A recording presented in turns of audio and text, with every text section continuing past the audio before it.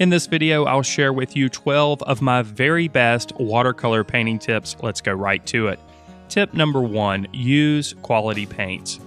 I see too many beginning artists use a cheap brand of watercolor paint, a lower quality brand of watercolor paint, and expect to get good results. While it's good to try to save money, when it comes to painting, you want to spend a couple extra bucks and get a quality set like this one by Winsor & Newton. These are Cotman Cake watercolors. They're also available as tube paints. Cotman watercolors are just a few dollars more than some of those cheap brands, and you'll see professional results from them. Tip number 2, use the right paper. Watercolor paper needs to be water absorbent, of course, because you're going to layer multiple washes of color. Look for watercolor paper that's at least 140 pounds in weight, and this refers to the weight of a ream of paper or 500 sheets.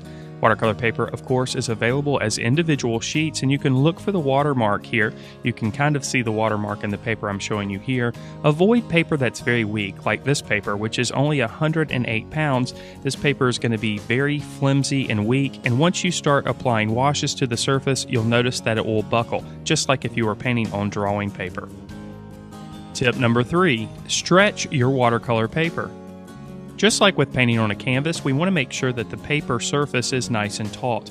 For larger sheets, this may mean soaking it in a bath of water first and then adhering it to a hard board, but for smaller sheets, you may just apply masking tape and then apply a layer of water.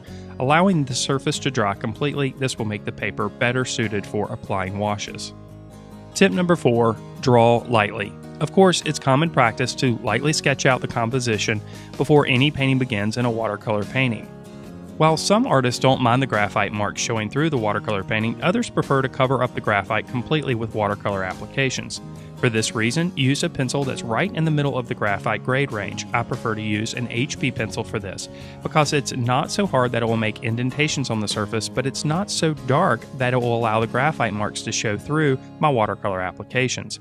Of course, you can always gently lift graphite material from the surface using a kneaded eraser before painting begins, but once watercolor has been applied to the surface, it's virtually impossible to remove the graphite.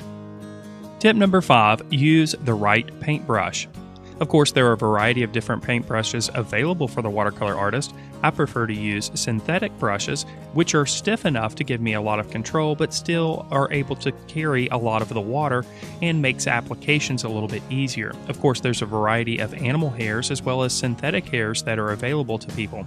I would avoid using stiffer brushes like bristle brushes unless you're trying to create specific textural effects. Tip number 6, loosen up. You don't have to describe everything to a perfect level of detail when watercolor painting. You can allow shapes of value and color to imply the specific object that you're painting. Also, the vehicle for watercolor painting, of course, is water, and water's going to want to bleed and move around on the surface. Let this happen because this is what leads to the attractive nature of watercolor paintings. So loosen up, allow your marks to be a bit more free, experiment, and let the water take over in certain circumstances. Tip number 7, limit your color palette. Consider color theory and limit the number of colors that you use in your painting. You don't have to use every color that's available to you. Consider using a complementary scheme, or consider using an analogous or a monochromatic scheme in your painting so that your painting is harmonized. You can also use different colors to affect shadow and highlight to create additional contrast, but limit your color palette. You don't have to use every color. Tip number 8, layer your washes. With watercolor painting, you want to think about gradually building up the value range and gradually developing the colors as you go. For this reason, you'll start with lighter washes and progressively get darker and heavier with your applications. This may mean that you're slowly applying translucent applications over the top of areas that you've already applied color. By doing this, you're going to create more depth in your color, you're going to have more control on the resulting image that you create, and your image is just going to look more natural and more representational. So start with light washes and progressively get heavier and darker as you go. Tip number 9, use masking fluid. Masking fluid is basically a material that you can put on the surface of the paper that will protect certain areas of the paper from watercolor washes. In this case, I've applied masking fluid to the trees on the left. This allows me to create washes right over the top of those areas, including the background and some of the shadows underneath the tree. When I'm ready, I can remove the masking fluid and create details. Tip number 10, develop a full range of value. Value, of course, is the darkness or lightness of a color. It's basically how we understand the form of objects, the light within the scene, and the textures on the subject. It's important to create a full range, meaning that we have the darkest darks, the lightest lights, and a full range of midtones in between. So, as you're progressively developing the values in the scene, make sure that you're developing a full range of value so that this information is easily understood by your viewer. Tip number 11. Know when to stop. It's easy to overwork any type of drawing or any type of painting that you create, but with watercolor painting, it's especially important that you know when to stop. When you start asking yourself, what more can I add? That's probably a good sign that it's time to stop painting. With watercolor painting, you don't have to describe everything completely. In this case, I'm allowing a lot of the background to be implied rather than describing it completely.